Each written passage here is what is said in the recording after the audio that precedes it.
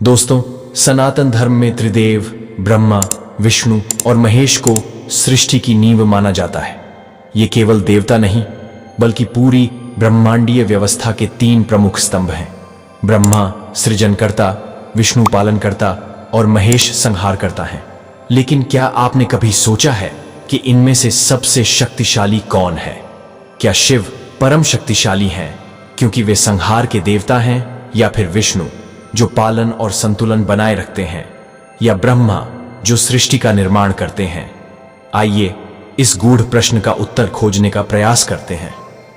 Hello दोस्तों, मेरा नाम है जगसीर और आप देख रहे हैं दिव्य ज्ञान यूट्यूब चैनल। सनातन धर्म में त्रिदेव का विशेष स्थान है। इन्हें ब्रह्मांडीय ऊर्जा का तीन रूपों में विभाजन कहा जाता है। आइए पहले इनकी भूमिकाओं को विस्तार से समझते हैं। ब्रह्मा, सृष्टि के रचयिता। ब्रह्मा कौन है? ब्रह्मा को सृष्टि का रचयिता माना जाता है। शास्त्रों के अनुसार जब ब्रह्मांड में कुछ भी नहीं था, तब विष्णु की नाभि से एक कमल उत्पन्न हुआ और उसी से ब्रह्मा प्रकट हुए। ब्रह्मा की विशेषताएं: उनके चार मुख हैं जो चार वेदों का प्रतिनिधित्व करते हैं। वे ज्ञान और सृजन के अधिपति हैं। उनका वाहन हंस है जो विवेक और ज्ञान का प्रतीक है। विष्णु सृष्टि के पालक और धर्म के रक्षक हैं। जब जब संसार में असंतुलन उत्पन्न होता है, तब वे अवतार लेकर अधर्म का नाश करते हैं और धर्म की स्थापना करते हैं। विष्णु की विशेषताएं: उनका वाहन गरुड़ है जो शक्ति और गति का प्रतीक है। वे क्षीर सागर में शेषनाग पर विराजमान रहते हैं। उनके 10 अवतारों की गाथा प्रसिद्ध है, जिसमें राम, कृष्ण, नृसिंह और परशुराम जैसे अवतार शामिल हैं। शिव को संहारकर्ता कहा जाता है, लेकिन वे केवल नाश करने वाले नहीं बल्कि पुनर्सृजन के प्रतीक भी हैं। शिव की विशेषताएं: वे कैलाश पर्वत पर रहते हैं और ध्यानमग्न रहते हैं। उनके तीसरे नेत्र से संहार की अग्नि प्रकट होती है। उनका वाहन नंदी है जो भक्ति और धैर्य का प्रतीक है। वे तांडव नृत्य के माध्यम से ब्रह्मांडीय ऊर्जा को नियंत्रित करते हैं। ब्रह्मा की शक्ति: सृजन की क्षमता।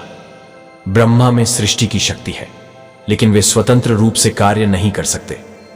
वे विष्णु की आज्ञा से सृजन करते हैं और माता सरस्वती की कृपा से ज्ञान प्राप्त करते हैं। विष्णु की शक्ति: संतुलन और अवतारों की महिमा।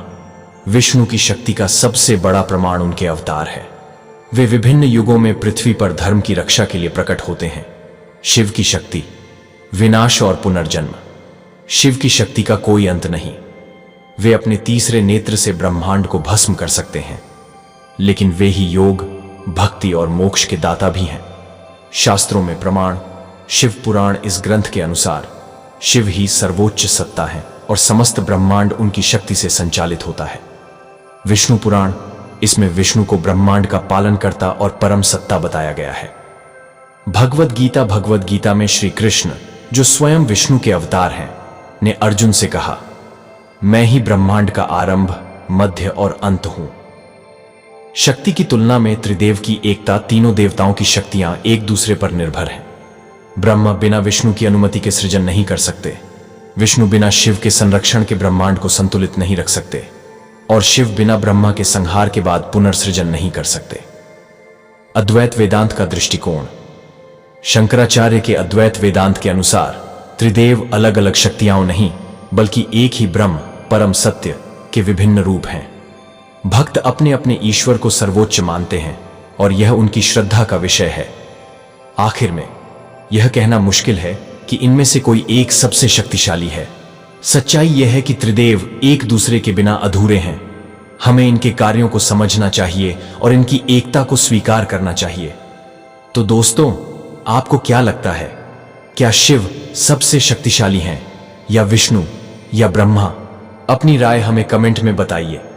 हमारे चैनल के साथ जुड़ने के लिए आप सभी मित्रों, भाइयों और बहनों का तहे दिल से धन्यवाद।